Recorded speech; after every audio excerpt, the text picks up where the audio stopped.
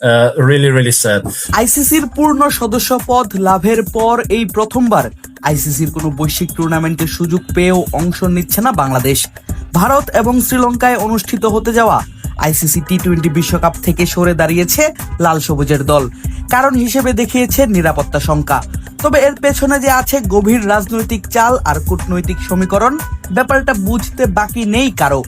ক্রিকেটের সর্বোচ্চ নিয়ন্ত্রক সংস্থা হয়েও আইসিসির পক্ষপাতিত্বমূলক আচরণ এবং হোস্ট নেশন হয়ে ভারতের এক রোখা নীতির সমালোচনায় একের পর এক মুখ খুলছেন তারকা সব সাবেক বর্তমান ক্রিকেটার। ব্যতিক্রম নন South African living legend AB ডিভিলিয়ার্সও।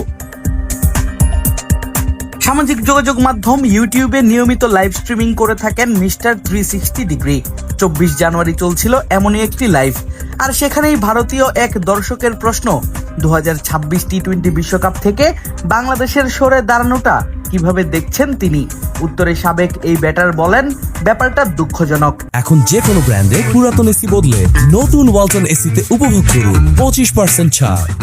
খেলা আর রাজনীতিকে একসঙ্গে পছন্দ করেন না, জানিয়েছেন সেই ব্যাপারটিও। আমার কাছে এটা দুঃখজনক। আমাদের খেলাটার জন্য এটা ভালো কোনো চিত্র নয়, ভালো কোনো বার্তাও নয়। কখনোই এমন হওয়া উচিত নয়। যারা নিয়ন্ত্রণে আছেন, যারা সিদ্ধান্ত নিতে পারেন, তাদের উচিত বিষয়টা মিটিয়ে ফেলা। রাজনীতি যখন ক্রিকেটে এতটা জড়িয়ে পড়ে যে এমন পরিস্থিতি তৈরি হয়, সেটা আমি একেবারেই অপছন্দ করি। সত্যিই খুব খুব দুঃখজনক। বেশ লম্বা সময় ভারতে আইপিএল খেলা এবিটি ভারতকে উদ্দেশ্য করেই বলেন, কখনো পরিস্থিতি এমন হওয়া উচিত নয় যেন দলগুলোকে টুর্নামেন্ট থেকে নিজে থেকেই সরে দাঁড়াতে হয়। এই বিষয়ে আমি পক্ষপাত দুষ্ট হতে চাই না। আমি মাঝামাঝি অবস্থানেই থাকবো। এটা রাজনীতি, এটা ব্যক্তিগত, এবং এই বিষয়ে মন্তব্য বা সিদ্ধান্ত দেওয়ার মতো যথেষ্ট তথ্য আমার কাছে নেই। আমি এই বিষয়টি নিয়ে যথেষ্ট জানি না। তবে যেটা আমি জানি সেটা হলো এটা দুঃখজনক। কখনোই এমন পর্যায়ে পৌঁছানো উচিত নয় যেখানে দলগুলোকে টুর্নামেন্ট থেকে নিজে থেকেই সরে দাঁড়াতে হয়। বাংলাদেশের বিশ্বকাপ বয়কটের ঘোষণাটা আসে ভারতের স্বেচ্ছাচারী আচরণের কারণেই। উগ্রপন্থীদের হুমকির মুখে গত 3রা জানুয়ারি মুস্তাফিজুর রহমানকে আইপিএল থেকে বাদ দেয়া হয়, যার পরিপ্রেক্ষিতে ভারতে খেলতে যাওয়া ক্রিকেটার এবং দর্শকদের নিরাপত্তা নিয়ে উদ্বেগ বাড়ে সরকারের।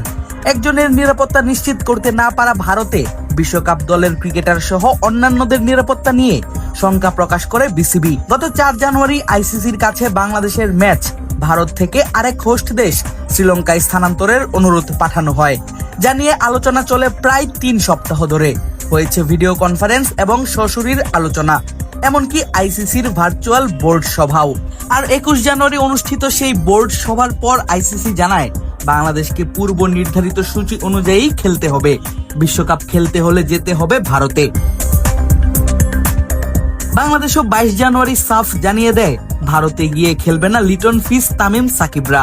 ফলে বাংলাদেশকে বাদ দিয়েই বিশ্বকাপ আয়োজনের সিদ্ধান্ত নেয় আইসিসি।